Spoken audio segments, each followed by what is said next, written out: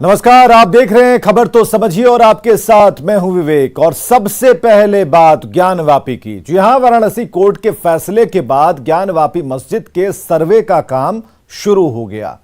पहले के दिन के सर्वे में क्या क्या हुआ, कौन कौन लोग सर्वे में शामिल हुए, सब कुछ समझाएंगे। पहले रिपोर्ट देख लीजिए।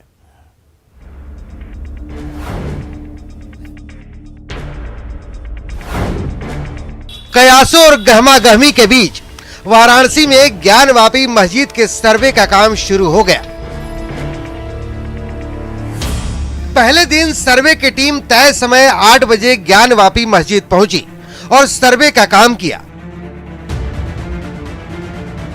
सर्वे के लिए कुल 52 लोगों की टीम मस्जिद के अंदर गई थी, जिसमें कोर्ट कमिश्नर अजय कुमार मिश्र, उनके साथ 2 सहयोगी कोर्ट कमिश्नर, वादी प्रतिवादी पक्ष के साथ प्रशासन के लोग शामिल थे। दोनों पक्षों ने अपनी अपनी बात रखी, दोनों पक्षों की सहमति से सर्वे हुआ। और कल के लिए क्या बचा है? देखिए, अभी तो बहुत कुछ बचा है। अच्छा। कोर्ट ने सर्वे में अड़ंगा डालने वालों पर कार्रवाई का आदेश दिया था, जिसकी वजह से इस बार सर्वे के दौरान किसी तरह का विरोध नहीं हुआ और दोनों पक्षों ने सर्वे में सहयोग दिया। बहुत ही शांतिपूर्ण तरीके से दोनों पक्षों की सहमति से, प्रशासन के सहयोग से बहुत ही निष्पक्ष रूप से करवाया गया है और सर्वे की रिपोर्ट भी सबके सामने आएगी। कोर्ट के आदेश के मुताबिक सर्वे से जुड़ी जानकारी साझा करने की मनाही है। इसकी वजह से किसी ने इसके बारे में नहीं बताया, लेकिन इतना जरूर कहा कि जो मिला वो कल्पना से भी ज्यादा है। मैं इतना ही कह सकता हूँ कि सभी, मेरी नहीं, मैं सबकी कह रहा हूँ, सबकी परिकल्पना से कहीं अधिक बहुत कुछ है। बस बता दें कि ज्ञानवापी परिसर में मां श्रृंगार गौरी के नियमित दर्शन पूजन की अनुमति और मस्जिद परिसर में स्थित देवी देवताओं की सुरक्षा के लिए स्थिति स्पष्ट करने के लिए याचिका दी गई है। ये याचिका वाराणसी कोर्ट में 5 महिलाओं ने दी है, जिस पर 26 अप्रैल को कोर्ट ने ज्ञानवापी परिसर का सर्वे कराने का आदेश दिया। इससे पहले 6-7 मई को सर्वे का काम विरोध की वजह से नहीं हो पाया था, जिसके बाद दोनों पक्ष फिर से कोर्ट गए। कोर्ट ने 12 मई को सर्वे शुरू करने का आदेश देकर 17 मई तक रिपोर्ट पेश करने को कहा है, जिस पर शनिवार को पहले दिन सर्वे का काम पूरा हुआ। रविवार को दूसरे दिन का सर्वे होगा। Bureau report, news 18 network. चलिए, अब आप सर्वे से जुड़ी 10 बड़ी बातों को भी जान लीजिए कि 10 बड़ी बातें क्या है। तो सर्वे की जो टीम है, पहली बात हम बता रहे हैं, सर्वे की टीम सुबह 8:16 पर मस्जिद परिसर में पहुंची। दूसरी बात यह है कि ज्ञानवापी सर्वे में कुल मिलाकर 52 लोगों की टीम भीतर प्रवेश की। तीसरी बात है कि कोर्ट कमिश्नर अजय कुमार मिश्र, उनके साथ 2 सहयोगी थे उसमें। चौथी बात, वीडियोग्राफर, फोटोग्राफर भी साथ में थे। एक एक बात हम बता रहे हैं सर्वे के दौरान क्या क्या हुआ। पांचवी बात की टीम के मोबाइल बाहर ही जमा कर लिए गए, यानी अंदर आप मोबाइल लेकर नहीं जा सकते। छठी बात, तहखाने पर जंजीर ताले जड़े थे। सातवीं बात, ताला तोड़ने के लिए कारीगर भी थे। आठवीं बात यह है कि पहले ही तहखाने की चाबी दे दी गई। 9वीं बात यह है कि तहखाना इतना गंदा पड़ा हुआ था। और 10वीं बात यह है कि टॉर्च और हेलोजन लाइट से सर्वे हुआ है। चलिए, अब इस खबर को समझाते हैं। समझिए, ज्ञानवापी का पूरा विवाद क्या है, कब से है। कहा जाता है कि औरंगजेब ने जब काशी का मंदिर तोड़वाया तो उसे उसके ढांचे पर मस्जिद बनवा दी, जिसे आज ज्ञानवापी मस्जिद कहा जाता है। वजह यही है कि इस मस्जिद का पिछला हिस्सा बिल्कुल मंदिर की तरह लगता है। ज्ञानवापी परिसर में स्थित मस्जिद को लेकर शुरू से ही विवाद रहा है। जो हिंदू पक्ष है, उनका कहना है कि 400 साल पहले मंदिर तोड़कर वहां मस्जिद बना दी गई। 1991 में विश्वेश्वर भगवान की ओर से यह याचिका लगाई गई, जिसमें कहा गया कि जिस जगह ज्ञानवापी मस्जिद है वहां पहले भगवान विश्वनाथ का मंदिर था और श्रृंगार गौरी की पूजा होती थी। 18 अगस्त 2021 की तारीख थी जब फिर से एक याचिका दाखिल की गई। 5 महिलाओं ने पूजा के लिए याचिका दायर की थी। अदालत ने श्रृंगार गौरी मंदिर की मौजूदा स्थिति को जानने के लिए एक कमीशन का गठन किया। 12 मई की तारीख जब वाराणसी कोर्ट ने सर्वे का आदेश दिया, शनिवार को पहले दिन का सर्वे पूरा हो गया। रविवार को भी सर्वे की कार्रवाई होनी है। आगे बढ़ते हैं, अगली खबर की तरफ हम रुख करेंगे। तो अगली खबर है कि ज्ञानवापी के बाद अब उस बिल्डिंग की बात करते हैं जो 200 साल पुरानी है। क्या आपको पता है कि पटना में, राजधानी पटना में 200 साल पहले डचों ने एक बिल्डिंग बनवाई थी जिसमें वो अफीम और बारूद रखते थे, लेकिन वो पुरानी बिल्डिंग धराशायी होने वाली है। क्या है 200 साल पुरानी बिल्डिंग की कहानी, रिपोर्ट के जरिए देखिए।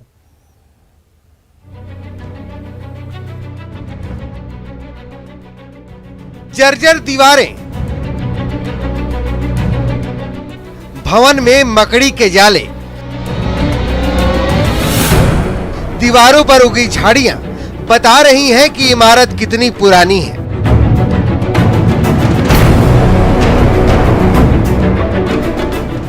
आप ये जानकर हैरान हो जाएंगे कि खंडर सा दिखने वाला ये भवन 10-20 साल नहीं बल्कि 200 साल पुराना है, जो बहुत जल्द जमींदोज होने वाला है क्योंकि इसके टूटने का रास्ता साफ हो गया है। सुप्रीम कोर्ट ने इसके हेरिटेज बिल्डिंग होने का दावा खारिज कर दिया है। इसे तोड़कर अब नए सिरे से भवन का निर्माण होना है। आपको बता दें कि ये पूरी तरह से जर्जर हो गया था। कई दीवारें जो है लगभग 200 साल पुरानी दीवारें हैं और जिसे ऐतिहासिक बताया जा रहा था। पटना हाई कोर्ट ने इस पर एक कमेटी बनाई थी और जब कमेटी की रिपोर्ट आई कि ये यहाँ पे डच जो रहते थे, डचों के द्वारा यहाँ पे अफीम का गोदाम था ये, और इस अफीम को गोदाम में बहुत ऐतिहासिकता नहीं है और अफीम के ये इस गोदाम को तोड़ा जा सकता है, तो पटना हाई कोर्ट ने भी इस पर आदेश जारी किया था। लेकिन फिर याचिकाकर्ता जो है वो सुप्रीम कोर्ट गए और सुप्रीम कोर्ट में मामला चलने के कारण इस पर रोक लग गई थी। अब सुप्रीम कोर्ट ने आदेश दिया है कि इस पूरी इमारत को तोड़ा जा सकता है और इसके जगह पर एक नई इमारत बनाई जा सकती है।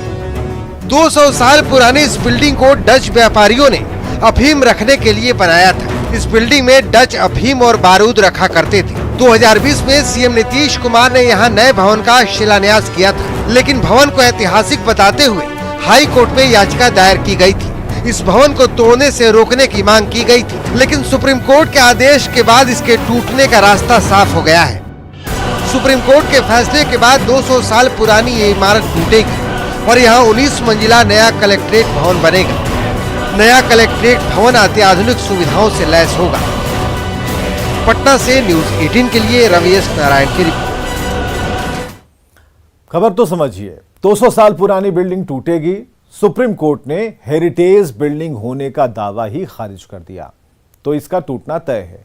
अब वहां पर एक नई कलेक्ट्रेट की बिल्डिंग बनेगी। एक छत के नीचे जिला प्रशासन के सभी कार्यालय होंगे। नए भवन के निर्माण से आम लोगों को सुविधा होगी। वर्तमान में जिला प्रशासन के कार्यालयों के अलग अलग चलने के कारण लोगों को परेशानियां होती हैं। नया भवन बन जाएगा और यह भूकंपरोधी होगा। मुख्य भवन में डीएम कार्यालय होगा। 445 गाड़ियों की पार्किंग की यहां पर व्यवस्था होगी। यानी कि 200 साल पुराना जो चल रहा था और इसकी अपील की गई थी कि इसे हेरिटेज घोषित कर दिया जाए, ऐसा नहीं होगा क्योंकि उसके अंदर जो तथ्य पाए गए उसमें बताया गया कि अफीम का गोडाउन था। तो इसे क्यों आप उस तरीके से रखना चाहते हैं? नई बिल्डिंग बन जाएगी तो लोगों को भी सहूलियत होगी। अब बात एक बदतमीज सरकारी अधिकारी की करते हैं।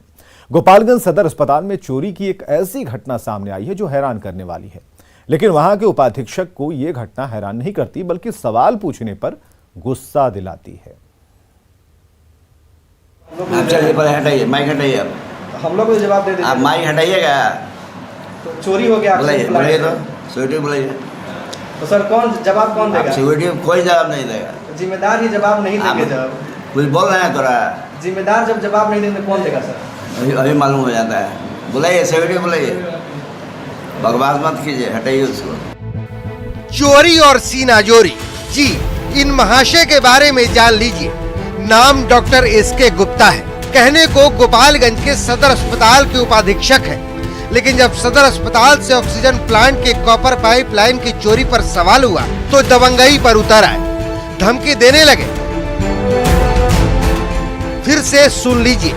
माइक हटाइए। आप हम लोग को जवाब दे आप माइक हटाइएगा।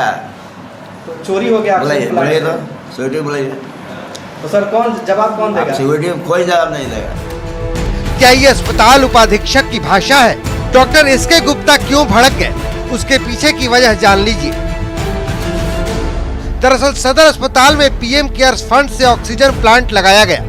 अस्पताल की सुरक्षा में 30 रिटायर्ड फौजियों की तैनाती भी की गई, लेकिन इतनी सुरक्षा व्यवस्था के बाद भी चोरों ने ऑक्सीजन प्लांट से जिस पाइपलाइन के जरिए इमरजेंसी में ऑक्सीजन की सप्लाई होती है, उस पाइपलाइन को ही काट दिया। क्या हुआ है कि ऑक्सीजन इसमें जो है आपको मेन लाइन से जो जाता है ऑक्सीजन, उसमें क्या हुआ है कि इमरजेंसी छत के ऊपर से जो पाइप गया है मेन, उसको लोगों ने क्या किया है कि काट लिया है, चोरी कर लिया है, जिसके कारण अभी जो है ऑक्सीजन का सप्लाई बंद है। सवाल है कि सदर अस्पताल में सुरक्षा व्यवस्था के बावजूद गैस कटर के साथ चोर ऑक्सीजन प्लांट तक कैसे पहुंचे? अस्पताल उपाधीक्षक ने 2 दिन पहले हुई चोरी की एफआईआर दर्ज क्यों नहीं कराई? सदर अस्पताल में ऑक्सीजन की वजह से किसी मरीज की जान गई तो जिम्मेदार कौन होगा? एक और तस्वीर देखिए इस गेट पर क्या लिखा हुआ है। कोई भी मीडिया कर्मी बिना इजाजत के अंदर नहीं आ सकता। अब आप समझ गए होंगे, दरअसल उपाधीक्षक एसके गुप्ता को इस बात की चिंता नहीं है कि इमरजेंसी के 105 बेड तक ऑक्सीजन सप्लाई हो रही है या नहीं, मरीज मर रहे हैं या जी रहे हैं। इनको इस बात की चिंता है कि कहीं इनका पोल न खुल जाए। लेकिन सवाल है कि क्या सच दिखाना गुनाह है? अगर ये गुनाह है तो इस गुनाह को न्यूज़ 18 बार बार करेगा। अब आगे क्या करना है ये गोपालगंज के डीएम तय करें। न्यूज़ 18 के लिए गोपालगंज से गोविंद कुमार की रिपोर्ट। समझिए इस खबर को कि कोरोना की जो दूसरी लहर थी बेहद खतरनाक थी, हम सब झेल रहे थे उसे। ऑक्सीजन की घोर किल्लत थी और परेशानियों को देखते हुए पीएम केयर्स फंड से 500 प्लांट बनाने की पहल की गई थी और यह पहल परेशानियों को दूर करने के लिए थी। लेकिन लापरवाही की वजह से सपने को ग्रहण लगता दिख रहा है, जो तस्वीरें रिपोर्ट के जरिए आपने देखी। गोपालगंज के अस्पताल में कॉपर पाइप चोरों ने काट लिया। सवाल यह है कि अस्पताल में चोरी कैसे हो गई? सवाल पर अधीक्षक उपाधीक्षक जो हैं वो भड़क कैसे गए? क्या पूरे मामले में कोई घालमेल है कि उसे छिपाने की कोशिश हो रही है? जाहिर है गुस्से का मतलब है सिस्टम का फेल होना, गुस्से का मतलब है जवाबदेही से भाग जाना। उपाधीक्षक को हर सवाल का जवाब देना होगा, उनसे सवाल पूछे जाएंगे। चलिए आगे बढ़ते हैं। अगर आप आरा, बक्सर या फिर शाहाबाद के किसी भी कोने में रहते हैं तो अब आपका पटना पहुंचना बेहद आसान हो गया, क्योंकि कोइलवर में नए 6 लेन पुल का उद्घाटन आज हुआ है। अब घंटे भर में आरा से पटना जाना मुमकिन है। अब आरा पटना के बीच घंटे भर में तय होगी दूरी।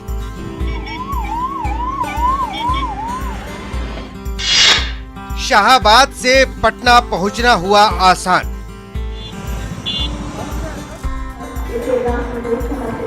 पुराने अब्दुल बारी पुल के समानांतर बना ये पुल अब लोगों के सफर को आसान बनाएगा। इस 6 लेन पुल से शाहाबाद और दूसरे जिले की कनेक्टिविटी राजधानी पटना से बढ़ जाएगी। सफर तो आसान होगा ही, विकास की रफ्तार भी बढ़ेगी। दोनों लेन का आज उद्घाटन कर दिया गया। पहले सिर्फ 1 लेन ही इस पर चालू था, लेकिन आज दोनों लेन का इस पर उद्घाटन किया गया है और खास तौर पर अब एक कहा जा सकता है कि बड़ी सौगात है पटना और आरा के लोगों के लिए, जो पटना से आरा की ओर जाते हैं और आरा से पटना आते हैं, उनके लिए एक बड़ी सौगात है। कहीं न कहीं कोइलवर पुल जो पुराना पुल है उस पर जाम की समस्या होती थी, लेकिन अब इस नए पुल के दोनों लेन के चालू हो जाने के बाद अब जाम की समस्या खत्म हो जाएगी। 6 लेन पुल का उद्घाटन केंद्रीय सड़क एवं परिवहन मंत्री नितिन गडकरी ने वीडियो कॉन्फ्रेंसिंग के माध्यम से किया।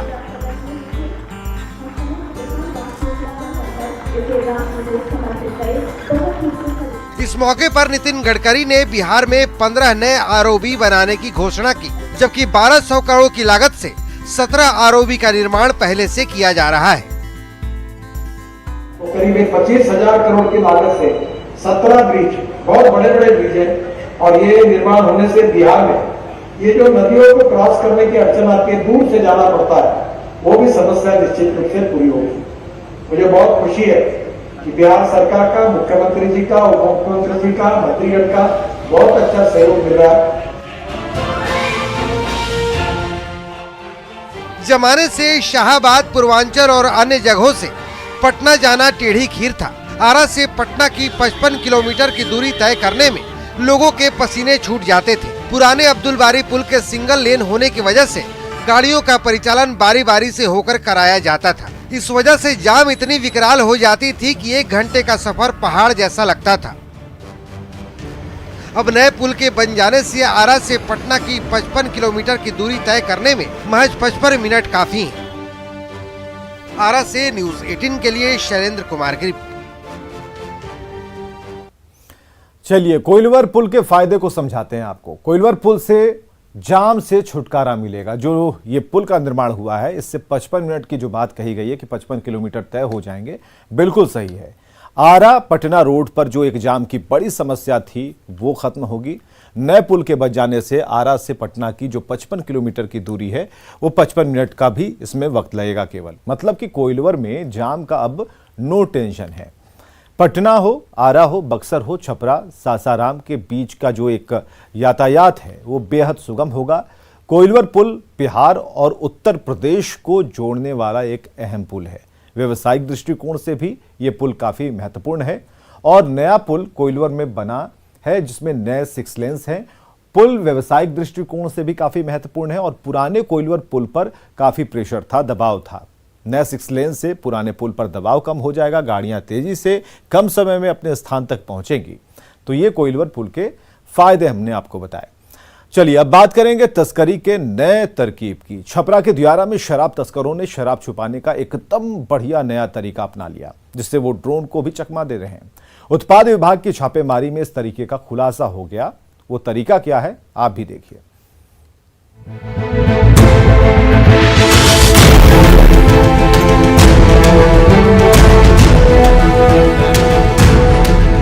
छपरा में शराब की नदी,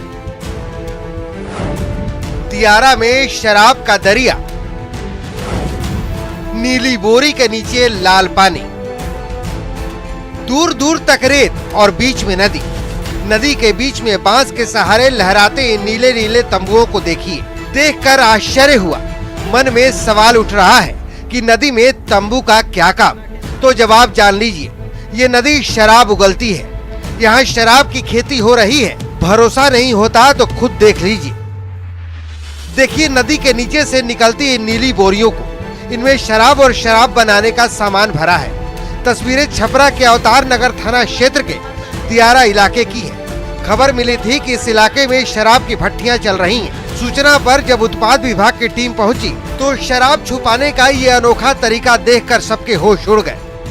दियारा क्षेत्रों में हम लोग ड्रोन की सहायता से लगातार छापामारी कर रहे हैं। उसी के क्रम में कल ये नदी के बीच में जो पानी नहीं था, टापू टाइप का बना हुआ था, वहाँ पे 2-3 जगह हम लोगों को सूचना मिली कि शराब बन रहा है। उसी में नदी के अंदर जहाँ पानी कम था उसमें बांस बल्ला गाड़कर उसमें तिरपाल के अंदर करीब 1000 लीटर का करीब 20-25 ये बरामद हुआ है, जिसमें उन लोगों ने पास कुछ करके छुपाया था। और करीब 40-50 बोरे के आसपास गुड़ भी बरामद हुआ है और करीब 11 भट्टियों को हम लोगों ने ध्वस्त किया है। दरअसल तस्करों ने ड्रोन को चकमा देने का ये नया तरीका खोजा है। अब वो बांस के सहारे नदी के अंदर नीली बोरियों में शराब और शराब बनाने का सामान छुपा देते हैं। आसपास से गुजरते लोगों को इससे शक भी नहीं होता, लेकिन नीले निशान से तस्कर अपने सामान की पहचान कर लेते हैं।